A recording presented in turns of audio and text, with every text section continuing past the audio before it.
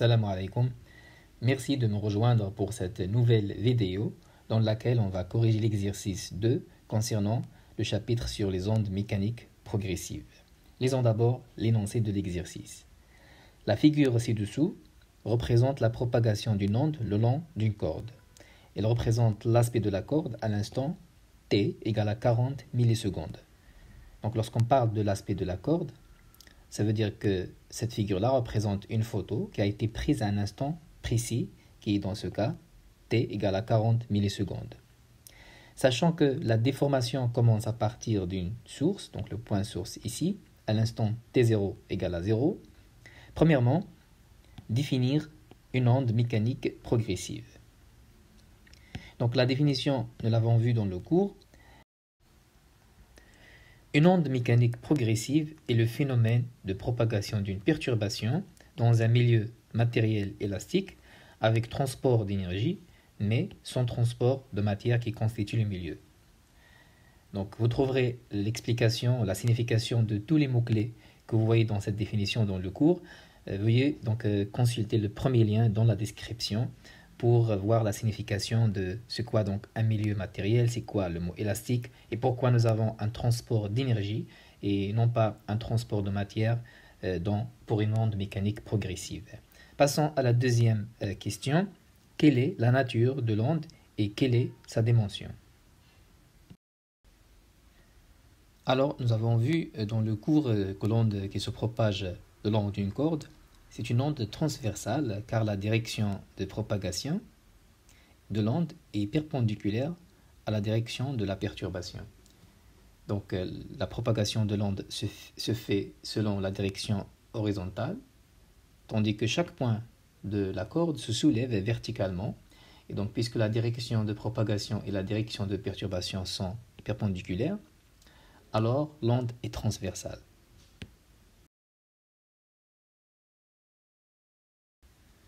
Et puisque la propagation a lieu dans une seule dimension, donc l'onde le long d'une corde, elle se propage dans une seule direction, donc c'est cette direction horizontale.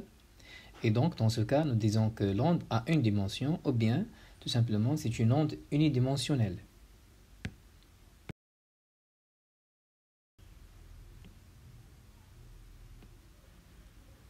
Passons à la troisième question. Déterminer à l'instant t les points qui se dirigeront vers le bas, ainsi que ceux qui se dirigeront vers le haut. Alors, donc l'aspect de la corde nous montre qu'à cet instant-là, t égale à 40 millisecondes, les points avant ce point-là, avant le point A, ils sont au repos. Donc tous ces points-là, ils sont au repos, ils sont immobiles, car la perturbation est déjà passée par ces points-là. Ça veut dire que cette photo-là a été prise à l'instant t égale à 40 millisecondes après le passage de la perturbation du point S vers donc, le point A, où il se trouve maintenant. Donc, tous les points avant le point A, incluant le point A bien sûr, reviennent à leur position initiale, à leur position de repos. Et même les points après le point M ici, ils sont au repos car ils n'ont pas encore affecté par la perturbation. Alors, quels sont les points qui sont en mouvement? Donc, ce sont tout simplement les points où se trouve la perturbation. Pour savoir est-ce que ces points se dirigeront vers le haut ou vers le bas, nous savons que la perturbation, elle se propage donc dans cette direction, sens de propagation de la perturbation. Donc, si je prends un instant ultérieur par rapport à l'instant t égale à 40 millisecondes, ça veut dire donc, juste l'instant après l'instant t, donc la perturbation aura cette forme-là. Donc le point B, donc il va se diriger vers le bas, donc ici, tandis que le point M, il se dirige vers le haut, au passage de la perturbation. Et donc, les points, donc vous voyez ici que les points entre A et B, donc ils se dirigent vers le bas. Et donc ils sont revenus à leur état d'équilibre, donc l'état de repos. tandis que les points entre B et M, donc ils se dirigent vers le haut, comme vous voyez ici sur cette figure-là. Et donc, c'est ce que j'ai écrit ici. Les points entre A et B vont se diriger vers le bas, tandis que les points entre B et M vont se diriger vers le haut. Passons à la quatrième question. Calculez V, la célérité de la propagation de l'onde le long de la corde. Alors, donc, on sait par définition que la célérité V, ici, donc, c'est la distance D parcourue par l'onde divisée par la durée nécessaire pour parcourir cette distance. Dans l'aspect de la corde de cet exercice, donc, la perturbation a parcouru la distance entre le point S de la source et le point M ici, pendant donc, la durée delta T qui est égale à T moins T0. Donc T moins T0. Donc la distance parcourue ici par l'onde, c'est la distance SM, donc la distance entre la source et le point M. Et delta T, donc la durée de parcours, donc c'est T au point M moins T0 au point S. Et nous avons déjà T0 égale à 0, donc à la source.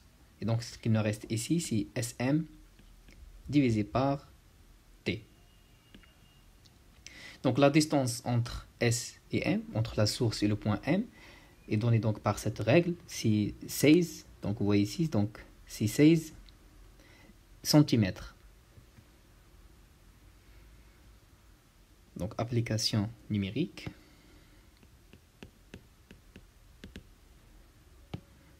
Nous avons V est égal à 16 cm, donc on va la convertir en mètres en multipliant par 10 à la puissance moins 2, divisé par T, donc bien sûr qui est 40 millisecondes, pardon. Donc c'est 40 millisecondes, donc 40, on doit la convertir en secondes en multipliant par 10 à la puissance moins 3, ce qui nous donne finalement 4 mètres par seconde. Donc voilà, on a calculé la vitesse de propagation, donc la célérité de propagation de l'onde à l'instant T.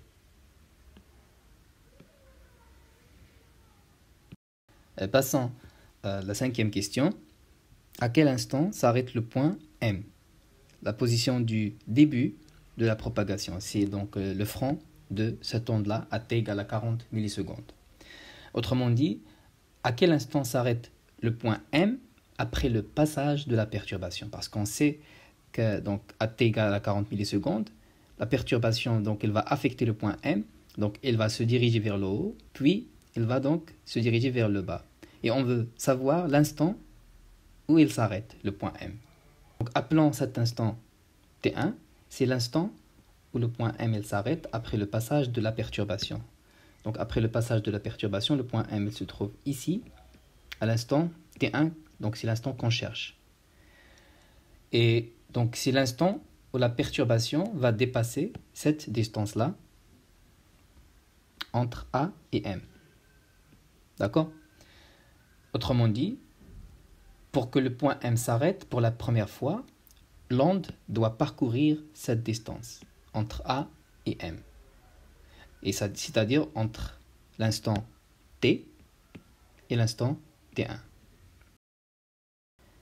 Alors, pour trouver cet instant T1, on va utiliser la relation de la célérité de propagation. Donc, la célérité est toujours constante. Donc, nous avons V, la célérité de propagation, égale à la distance entre A et M, donc la distance AM, divisée par T1, c'est donc l'instant où le point M s'arrête, moins T. Donc, la première chose qu'on va faire maintenant, c'est d'isoler le T1 qu'on cherche. Donc, nous avons T1 moins T est égal à AM divisé par V. Et donc, finalement, nous avons T1 est égal à T plus AM divisé par V. Donc, c'est ça la relation qu'on va utiliser maintenant pour calculer T1, donc la valeur de l'instant où le point M s'arrête. Donc, l'application numérique, ça nous donne, nous avons T1 est égal. Donc T, c'est 40 millisecondes. Donc on va la convertir en secondes en multipliant par 10 à la puissance moins 3, plus, donc la distance AM, donc on va utiliser la règle ici pour extraire sa valeur, donc la distance entre A et M, donc c'est cette distance-là, c'est entre 13 et 16, donc c'est 3 cm.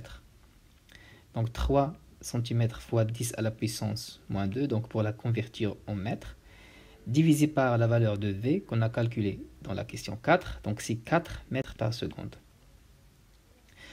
Donc on trouve finalement que T1 est égal donc, à 47,5 millisecondes. Donc voici l'instant T, T1, où le point M s'arrête après le passage de la perturbation. Alors, il y a une autre méthode pour extraire la valeur de T1, donc l'instant où le point M s'arrête. Donc, on va utiliser le fait que nous connaissons la distance entre le point source et le front de l'onde à l'instant T1. Donc ici, nous avons la distance D entre la source et le front d'onde à l'instant T1. Donc c'est exactement 19 cm. Et en utilisant donc, la relation de la célérité de propagation, nous avons maintenant V égale donc, à D sur delta T. Donc D, nous avons dit que c'est la distance entre la source et le front de l'onde. Et donc, nous avons ici le front de l'onde, il se trouve à l'instant T1, tandis que la source, il se trouve à T0. Et nous avons dans les données de l'exercice que T0, donc c'est 0. Il nous reste ici donc D sur T1. Donc ce qu'on cherche, c'est T1. Donc T1, c'est D divisé par V. Et D, nous avons dit que c'est donc 19 cm. Donc 19 cm fois 10 à la puissance moins 2, divisé par V, donc qui est 4 mètres par seconde. D'accord? Donc ça nous donne 0,0475 secondes, qui est donc tout simplement 47,5 millisecondes. Et c'est exactement ce que nous avons trouvé ici. Passons à la question 6. Représenter graphiquement l'aspect de la corde à l'instant T' égale à 10 millisecondes. Donc 10 millisecondes, c'est un instant antérieur par rapport à T égale à 40 millisecondes. Ça veut dire que l'onde, la perturbation, il se retrouve à T' quelque part dans cette région-là.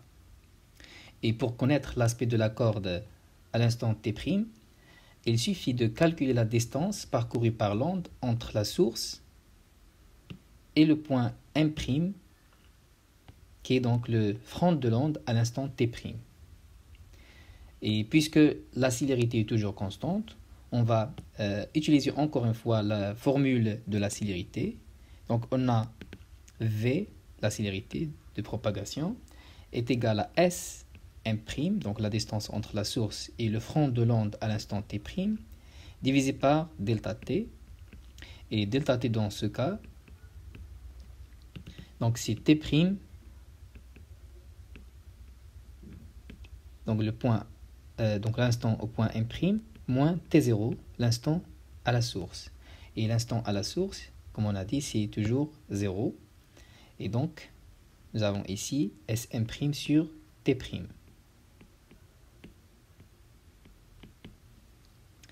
Donc ce qu'on cherche, c'est Sm', donc on va l'isoler. On peut écrire que Sm' est égal à V fois T'. La valeur de la vitesse de propagation, de la célérité de propagation est déjà calculée dans la question 4. Donc c'est 4 mètres par seconde. Donc application numérique, nous avons Sm' est égal à 4 mètres par seconde fois donc T' qui est 10 millisecondes. Donc il faut convertir 10 millisecondes en secondes en multipliant par 10 à la puissance moins 3, ce qui nous donne 0,04 mètres. Cependant, pour représenter ça en utilisant la règle que nous avons ici, on doit convertir le mètre en centimètres parce que cette règle-là, l'unité est donnée en centimètres. Et donc, en multipliant par 10 au carré, on obtient finalement cette distance SM' en centimètres, ce qui donne donc 4 centimètres. Donc voilà la position du point M' de la source, c'est 4 cm. Et donc, on va la représenter maintenant. Donc, ça nous donne quelque chose comme ça. Le point M' est ici. Donc, aux 4 cm, nous avons le point M'. Donc, c'est le point M' à l'instant T'. Donc, voilà la représentation de l'aspect de la corde à l'instant T' égale à 10 millisecondes. Passons à la dernière question. Déterminez parmi les propositions suivantes la ou les relations entre l'élongation du point M et celle de la source S. Donc voici les relations entre l'élongation du point M et la source. Et donc on doit vérifier lesquelles de ces relations elles sont vraies. Alors on sait que la relation entre l'élongation du point M et celles de la source S sont données par soit cette relation-là, soit cette relation-là. Donc nous avons vu ces relations dans le cours, il faut les retenir. Donc ici nous avons l'élongation du point M à l'instant T égale l'élongation au point S au point T moins tau. Donc avec tau c'est quoi? C'est le retard temporel entre la source S et le point M. Et la relation donc de ce taux-là, donc le retard temporel, c'est la distance entre le point source S et le point M divisé par donc la célérité de propagation. Donc pour savoir lequel de ces relations est vrai, il faut calculer donc ce taux-là.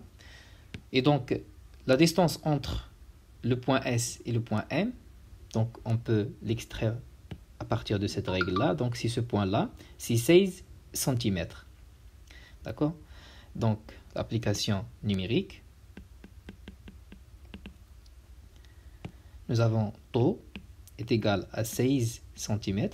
Donc on va la convertir en mètres en multipliant par 10 à la puissance moins 2, divisé par la célérité de propagation que nous avons calculée dans la question 4, donc c'est 4 mètres par seconde. Ce qui nous donne, donc finalement, tau est égal donc, à 0,04 secondes. Donc je vais remplacer maintenant la valeur de tau dans ces deux équations-là. Donc on obtient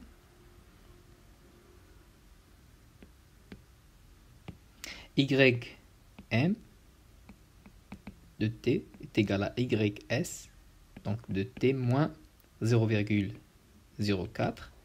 Et pour la deuxième équation, nous avons Ys, donc cette équation-là,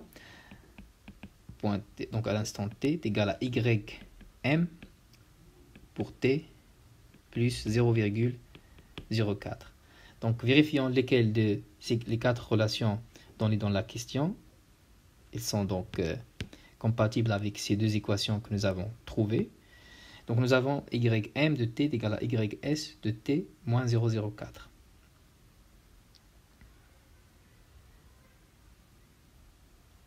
Donc la première relation c'est celle-ci.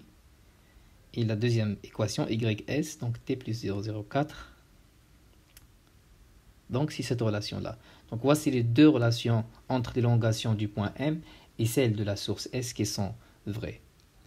Si vous avez des questions sur ce que nous avons vu dans cette vidéo, vous pouvez toujours utiliser la section des commentaires.